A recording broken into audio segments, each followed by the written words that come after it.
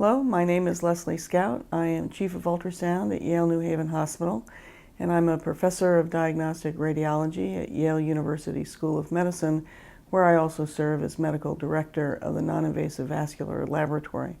And today I'm going to be discussing non-atherosclerotic pathology in the carotid arteries.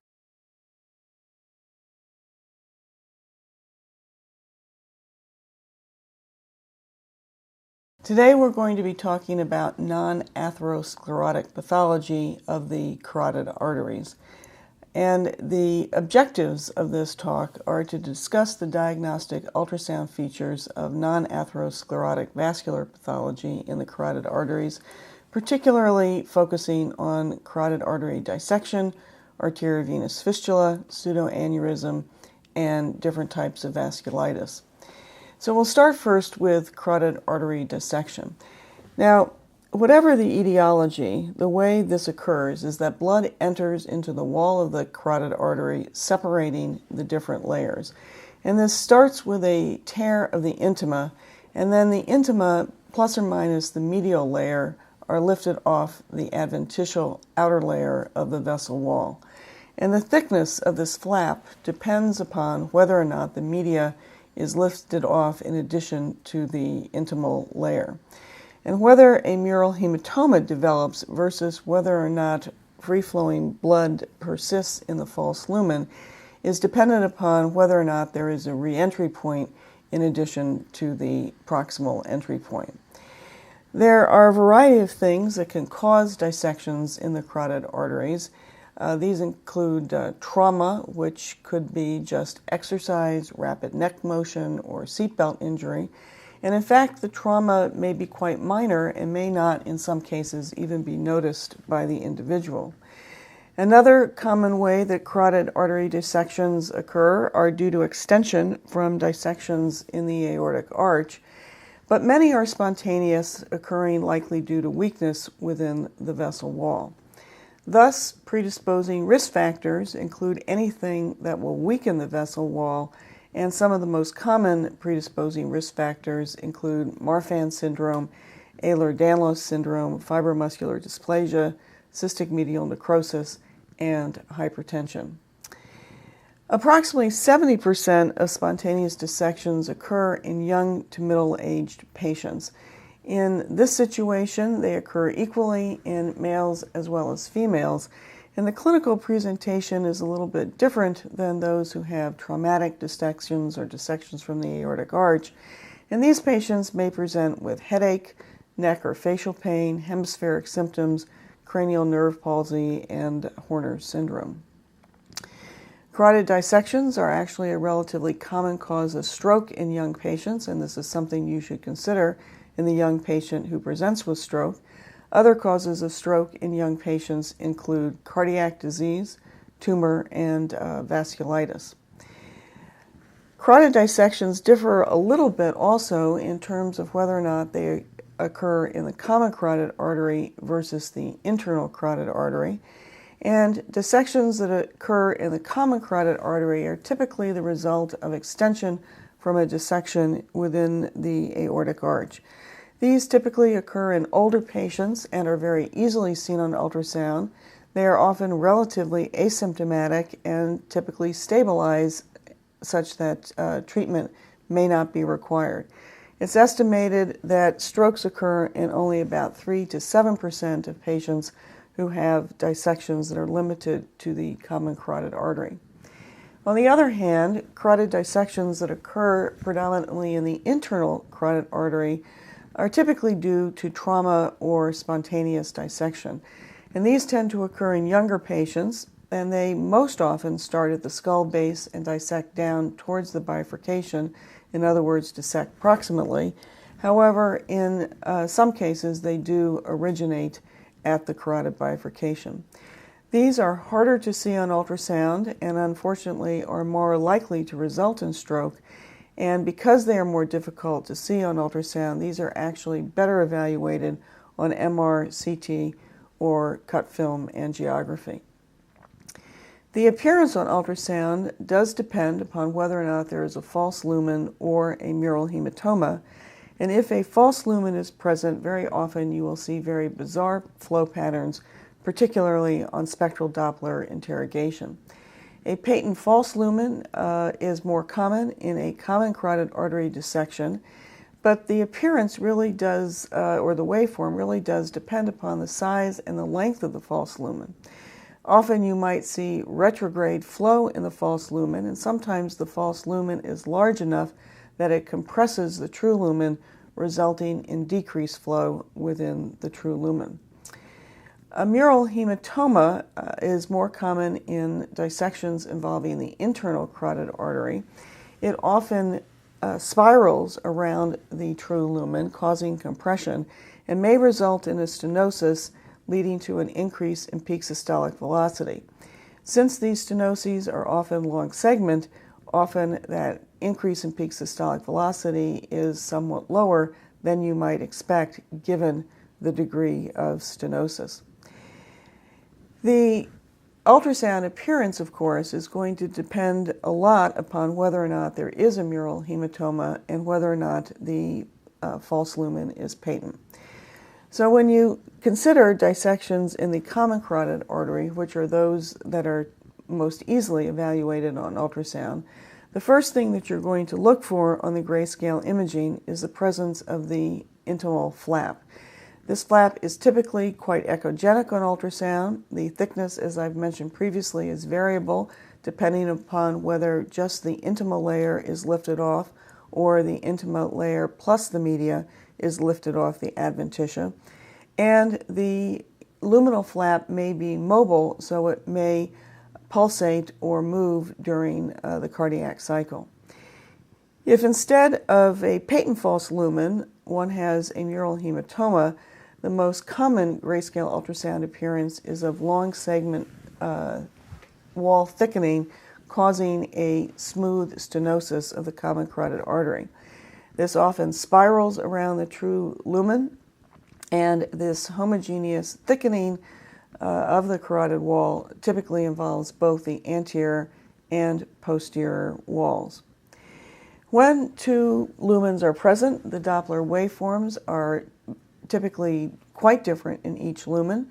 You might see an increase or a decrease in peak systolic velocity. Flow might be bidirectional or reversed, and it is very, very common to see very bizarre flow patterns within the false lumen.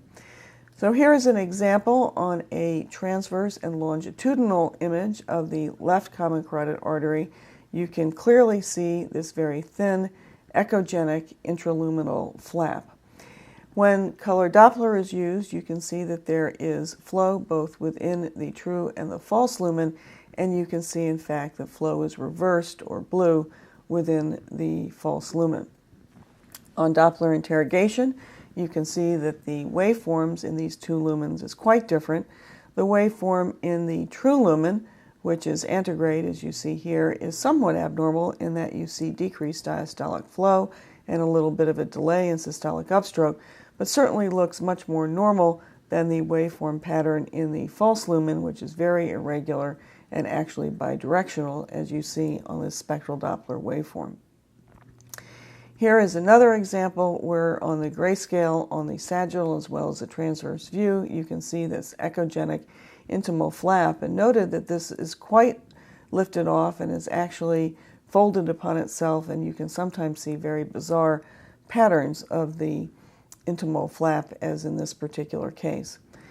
In this case, you can see that the intimal flap on the sagittal grayscale image is somewhat irregular in configuration, but very, very thick-walled. And notice that within the residual lumen, you have a very bizarre waveform pattern that is very spiky with absent diastolic flow. Here is another example where on the frozen single-frame film here, that intimal flap actually looks quite thick. Actually, on real time, it was thin, and the reason that it is thick is that it was so mobile, and we couldn't capture a single image where it looked thin as it did on real-time imaging.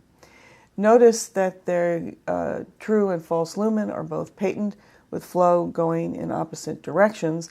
In this particular case, the color scale has been reversed, and you can see that the more normal appearing waveform is in the deeper or more posterior lumen, which is color-coded blue in this image, and the false lumen is color-coded red with a very bizarre bidirectional waveform pattern. The pattern really depends upon the length, the patency, as well as the relative size of the true and false lumen. But as you can see in this case here, you can really see very bizarre waveform patterns. And although the waveform pattern is most commonly bizarre within the false lumen, in this particular example, you can see the waveform is abnormal in both the true as well as the false lumen. When dissections occur secondary to extension from a dissection of the aortic arch, it's important that you look as proximally as possible.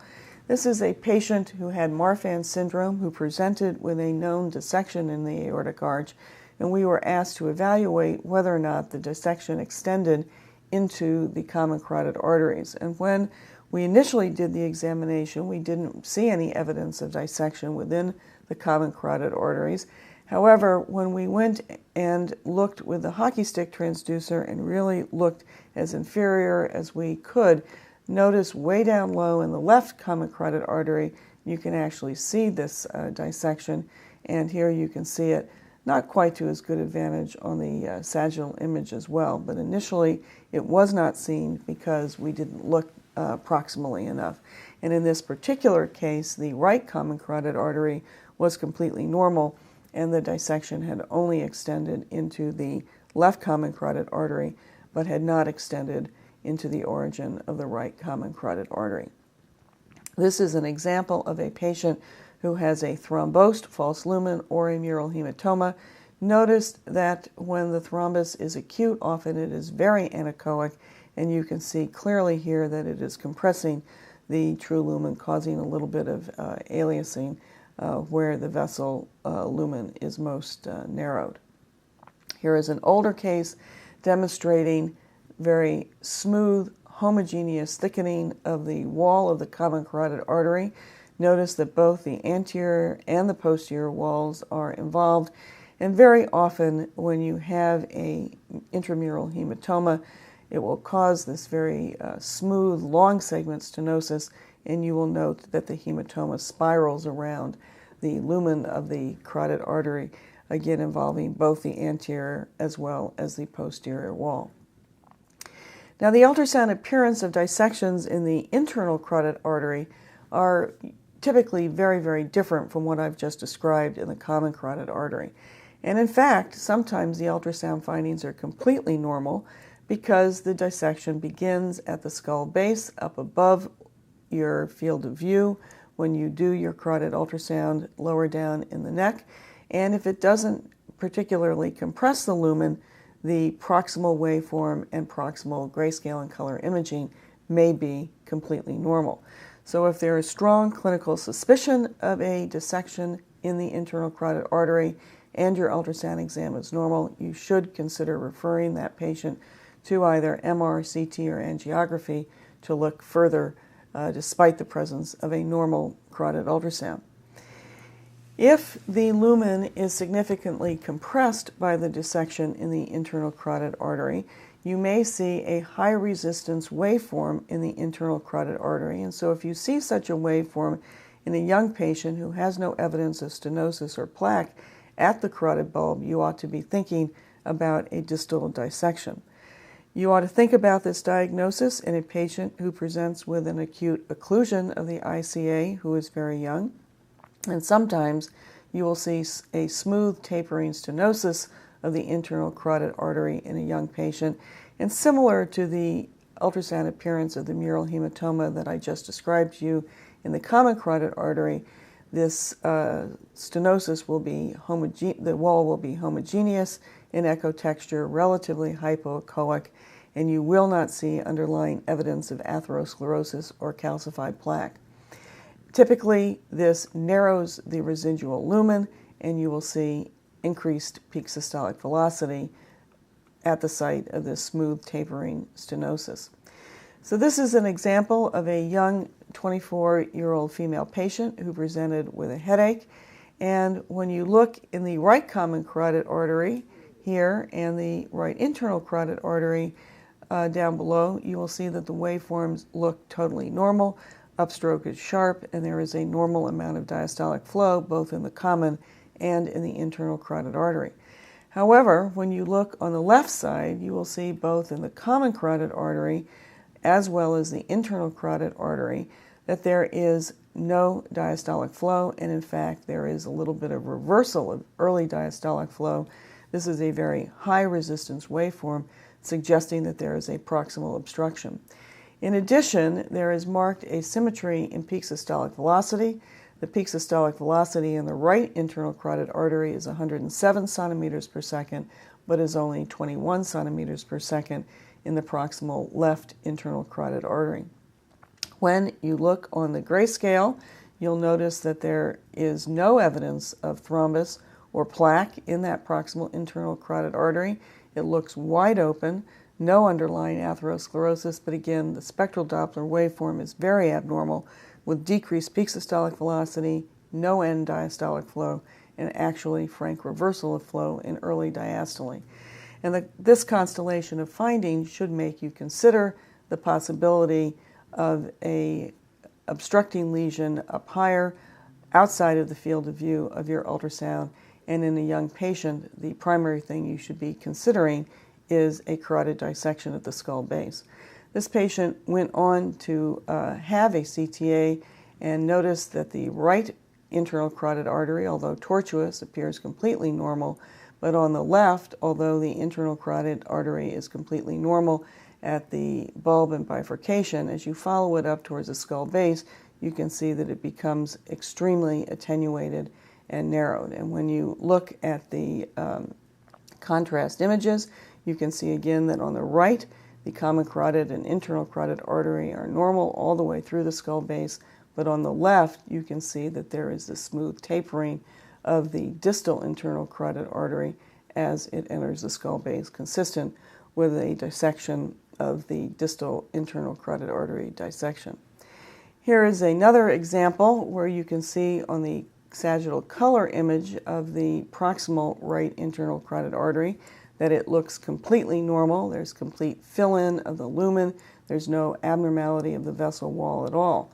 But when you get your spectral Doppler waveform, it is extremely abnormal, very, very high resistance with significant reversal of diastolic flow in early diastole, no end diastolic flow, and once again, the peak systolic velocity is extremely low, 17, 18 centimeters per second.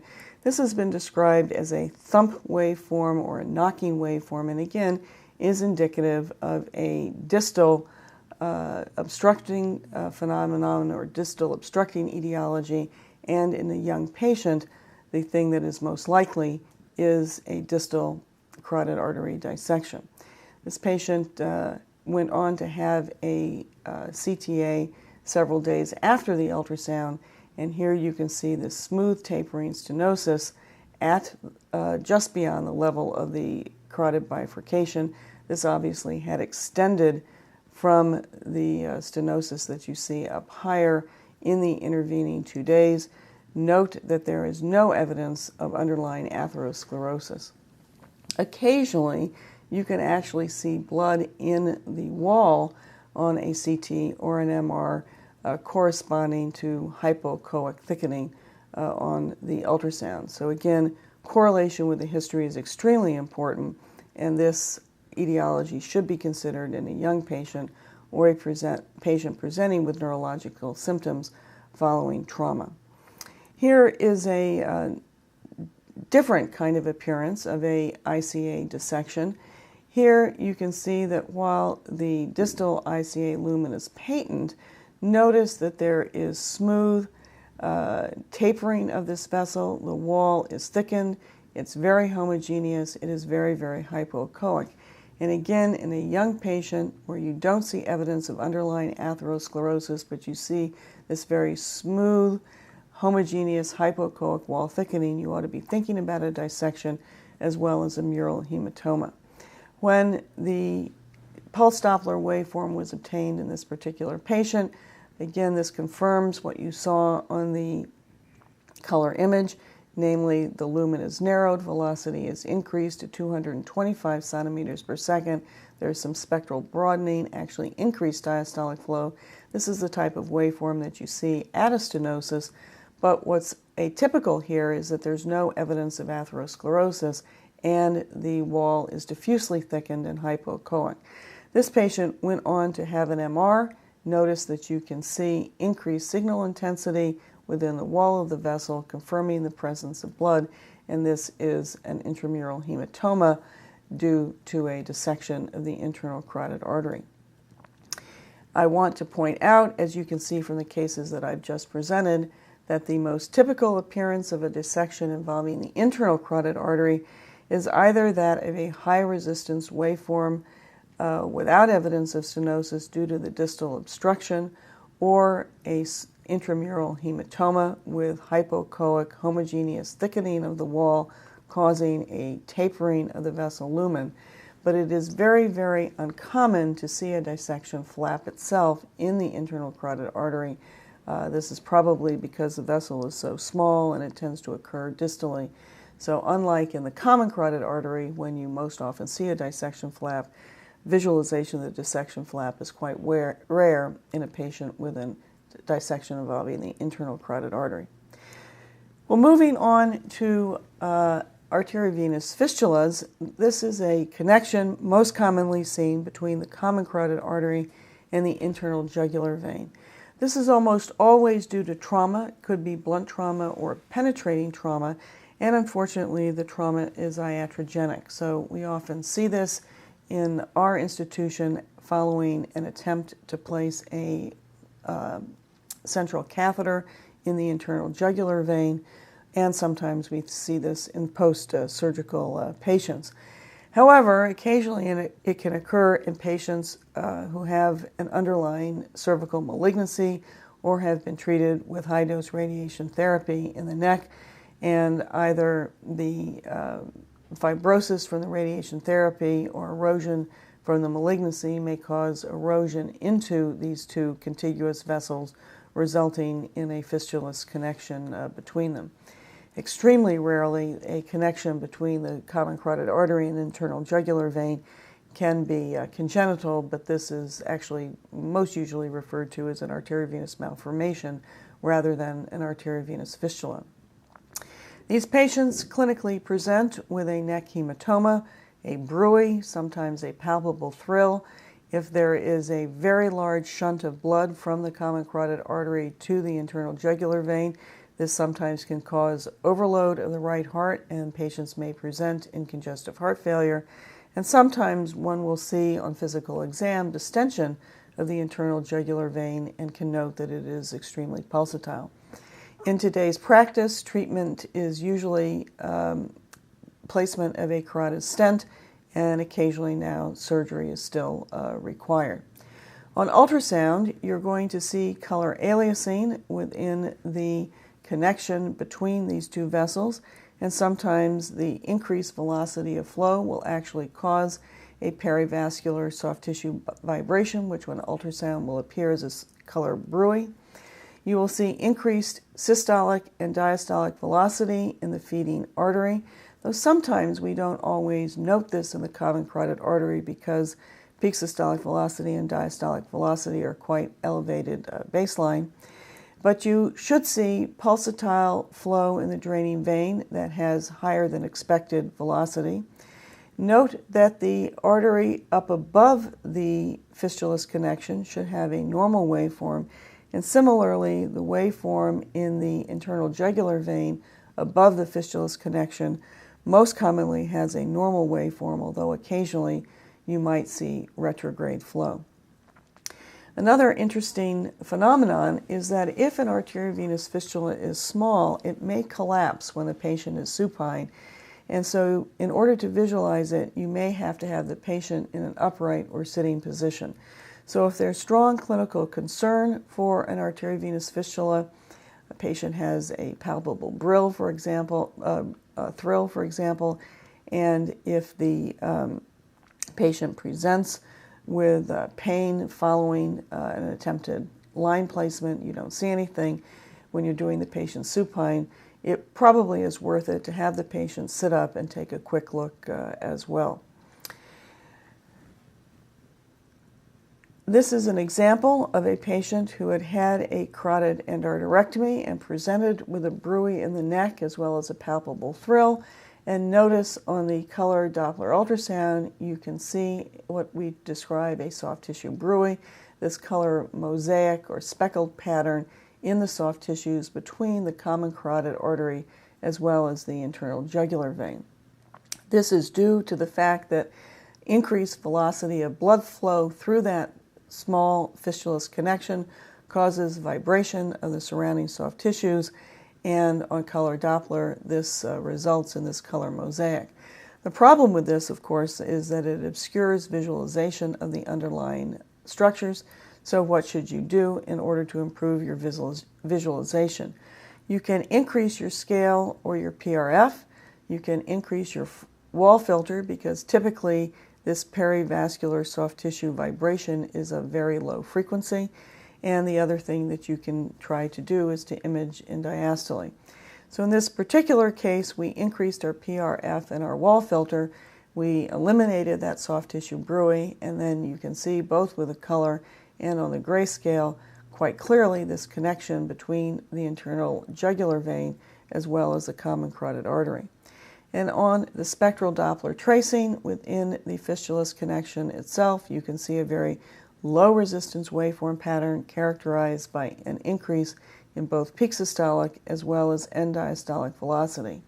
And in the draining vein, namely the internal jugular vein, you can see very high velocity flow, nearly 440 centimeters per second, and it is also very pulsatile, as you see here. Notice, though, that there is still some respiratory variation. Increase in peak systolic velocity and diastolic flow in the common carotid artery is seen most commonly in patients with arteriovenous fistulas, but occasionally can be seen in patients who have distal cerebral arteriovenous malformations, and very rarely you can see this in a patient who presents very early in the course of an acute stroke. However, in this particular case, you typically see only an increase in diastolic flow. You don't typically see a significant increase in peak systolic velocity, and this occurs really only very early following an acute stroke, and it's usually in the setting of a very extensive stroke. Well, the next thing I want to discuss is pseudoaneurysms arising from the carotid arteries. And the most common pathophysiology here is that a hole develops in the arterial wall, allowing extravasation of blood, which becomes encased by compacted surrounding soft tissues. However, in the setting of a carotid dissection, the adventitia plus or minus the media may be all that remains of the arterial wall, and this wall therefore is weakened and sometimes can bulge, and this also is described as a pseudoaneurysm. A true aneurysm is surrounded by a full thickness vessel wall comprised of the intima, the media, as well as the adventitia. So it's important to remember that occasionally a pseudoaneurysm may be encased by the adventitia, and sometimes it, however, is encased by just compacted surrounding soft tissues. A variety of things can cause pseudoaneurysms. The most common is trauma, either typically penetrating trauma, though it can be iatrogenic. Occasionally you can see this following infection or malignancy, which causes erosion of the vessel wall. But anything that weakens the arterial wall can cause that second type of pseudoaneurysm, which is bulging of this very thickened wall, particularly if the intima is lifted off. So consider this diagnosis in patients who have received radiation therapy to the neck, who have a known carotid dissection, fibromuscular dysplasia, other types of vasculitis, Ehlers-Danlos syndrome, and Marfan syndrome as well. And the risk, of course, of a patient with a pseudoaneurysm in the carotid artery is a rupture, and so these patients are typically treated with placement of a carotid stent or surgery. On ultrasound, you're going to see on grayscale a cystic mass adjacent to the vessel. which will fill in with color flow on color interrogation unless it is completely thrombosed. When you see color flow within the patent pseudoaneurysm, the flow swirls around, causing a typical yin-yang appearance. And if you interrogate the neck, and if that neck is thin, you will see the classic to and fro flow within the neck of the pseudoaneurysm. And this is described as flow which is to or towards the pseudoaneurysm in systole and away or fro from the pseudoaneurysm in diastole. But whether or not you see that to and fro flow really depends upon the size of the neck, and you will only see this if the neck is small. If the neck is very wide, as in this particular case, you will not see that to and fro flow. This particular individual presented 3 years following carotid endarterectomy, telling the referring physician that she had a palpable, hard mass in her neck that had been increasing in size over the past year. And here you can see this outpouching from the common carotid artery. Notice that approximately half of the pseudoaneurysm is thrombosed. You can see the intraluminal echoes here. And on the color Doppler image, you can see the swirling pattern of blood flow, namely the yin and the yang pattern. And this is the spectral Doppler appearance of the yin and the yang pattern as it just swirls around and changes direction throughout the cardiac cycle. In this particular patient, as I mentioned, because that neck is so wide, you would not see the to and fro pattern within the neck. This patient went on to have a stent placed and had an angiogram, as you can see here, and very faintly an outline of the fill-in of the pseudoaneurysm. This is a 28-year-old IV drug abuser who presented with neck pain, and you can see on the initial scans evidence of a hematoma within the neck. It's very echogenic. This thrombus was subacute with a more hypoechoic peripheral component, just reflecting the fact that hematoma will have different levels of echogenicity depending upon the time course since the bleeding occurred. When we look carefully at the common carotid artery, you can see actually the track of blood flow from the common carotid artery to the more medial proximal part of this largely thrombosed pseudoaneurysm. You can see some color aliasing within the neck, and again that yin-yang pattern of swirling flow within the residual patent component of the pseudoaneurysm.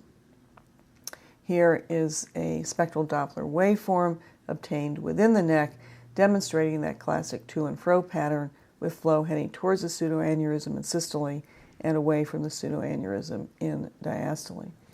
This is another example of a pseudoaneurysm obtained or that occurred following a drug addict's attempt to inject in the common carotid artery.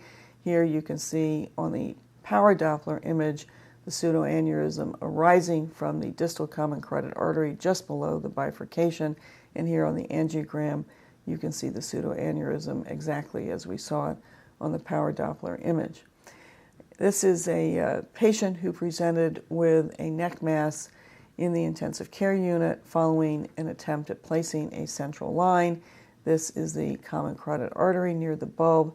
This is the pseudoaneurysm adjacent to it, and here you can see this very thin neck between the common carotid artery and the patent pseudoaneurysm.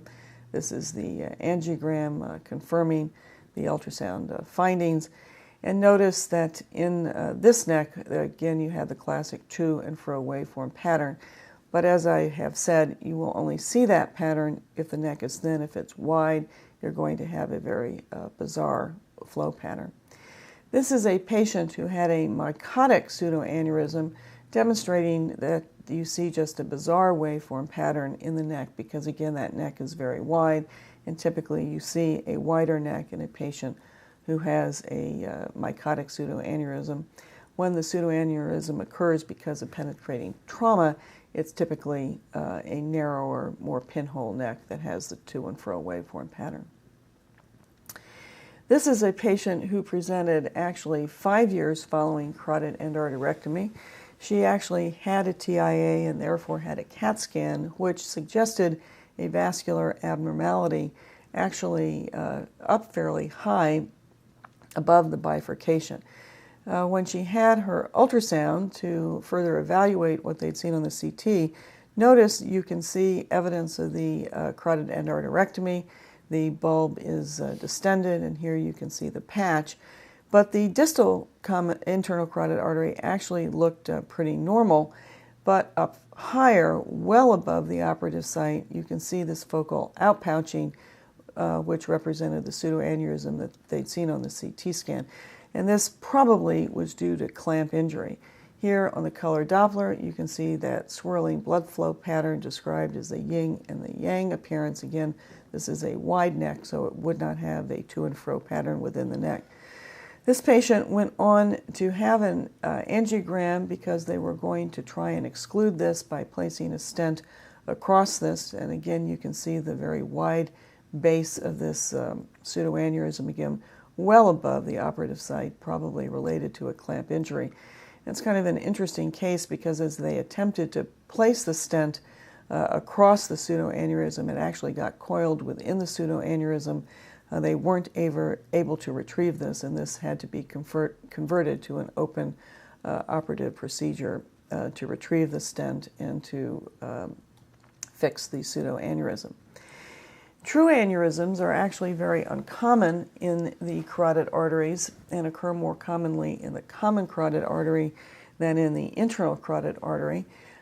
Causes can include atherosclerosis and underlying connective tissue disorders, and these are differentiated from the pseudoaneurysm, of course, because the lumen is encased by a complete arterial wall that includes the intima, media, as well as the adventitia. But I've only seen a few examples of these cases, and these would not show that swirling yin-yang appearance as you see in a pseudoaneurysm. Well, I'm going to talk briefly about several types of vasculitis, and the most common type of vasculitis that one sees in the United States is fibromuscular dysplasia.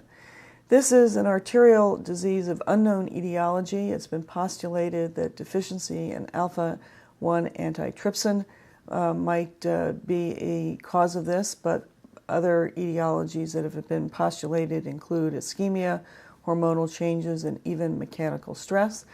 The incidence has been estimated in the general population as being only between about 0.6 and 1.1%. It's most common in women of middle-aged or younger women between age 25 and 50, and it is 3 times more common in women than in men. This typically involves medium to large arteries, causing the so-called string of beads appearance on an angiogram or an ultrasound, and it is the renal artery that is most commonly involved. However, the internal carotid artery is the second most common artery to be involved, and if a patient has this beaded appearance of the internal carotid artery, it's estimated that about a third of these patients will also have involvement of the renal arteries. There's about a 10 to 20% incidence of spontaneous carotid artery dissections, probably because the vessel wall is weakened, and about 30% of patients with fibromuscular dysplasia will have intracranial aneurysms, so it behooves the referring physician to order a study to look at the intracranial arteries as well. Patients with fibromuscular dysplasia involving the internal carotid artery may present with TIA, hemorrhage, or stroke, but very often they are asymptomatic. And on ultrasound, just like on an angiogram, you're going to see a beaded or scalloped appearance of the internal carotid artery. Power Doppler has the best edge resolution of the different types of color Doppler imaging, and so we often use Power Doppler in order to best bring out this beaded appearance. The finding will be bilateral in up to 65% of cases. Very often it involves a relatively long segment of the internal carotid artery, and it will narrow the lumen. Here's another example where you see this beaded or scalloped appearance involving quite a long segment of the right internal carotid artery. If the lumen is substantially narrowed, you may see an increase in peak systolic velocity. However, sometimes, as in this case, the peak systolic velocity may not be quite as high as you expect because this is a long segment stenosis.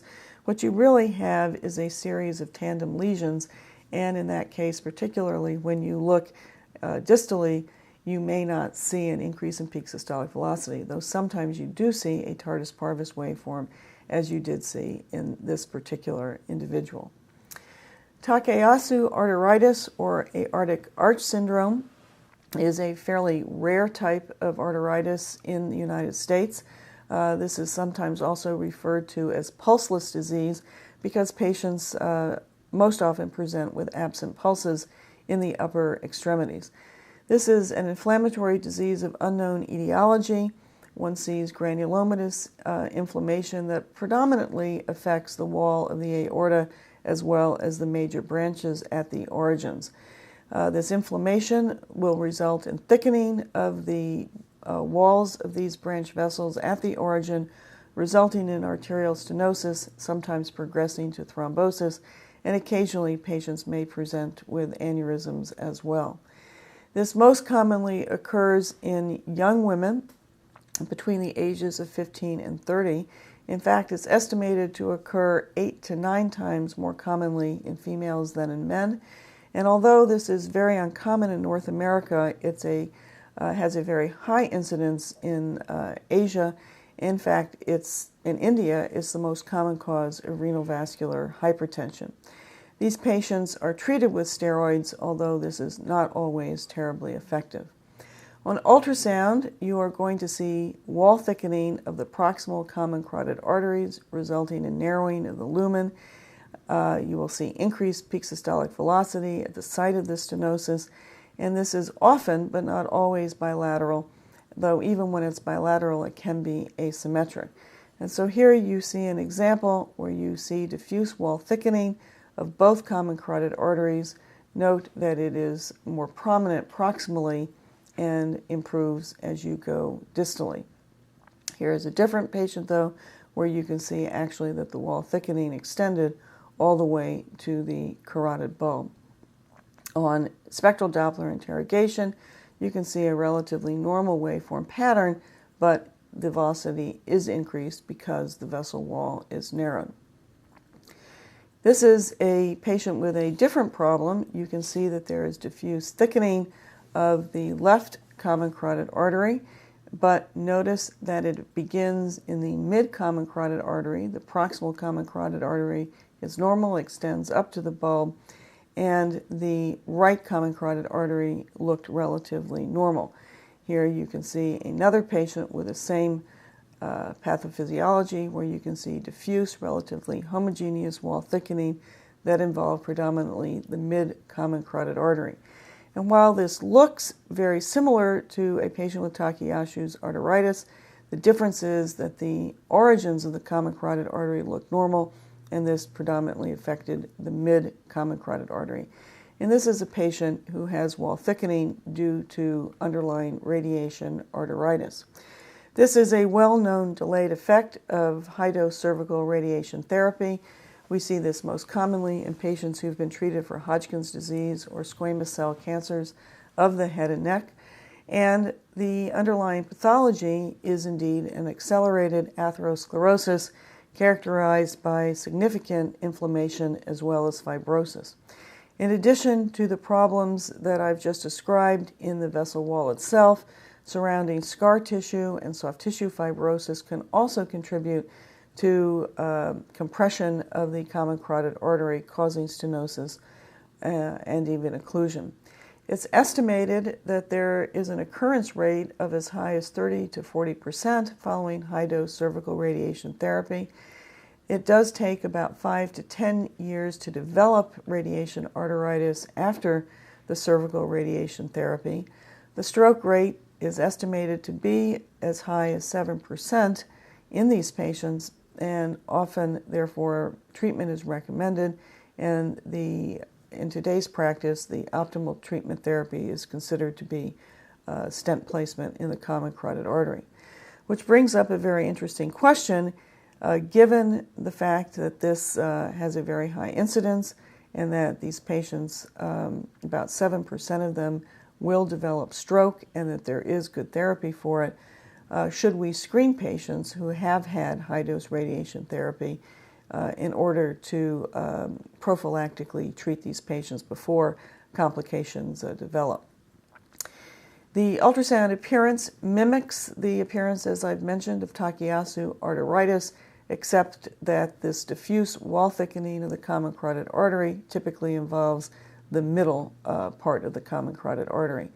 It may be very severe, but is typically the stenosis is very smooth and long segment. Occasionally it can ulcerate, and it can be severe enough that occlusion occurs, and very rarely it can lead to the development of pseudoaneurysms and even rupture of the carotid arteries.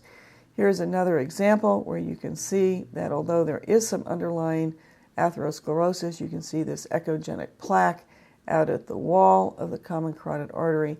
Notice the vast majority of this stenosis, which is very long segment and smooth-walled, with a very smooth luminal interface, is due to this very long segment, homogeneous hypoechoic thickening of the wall of the mid-common carotid artery.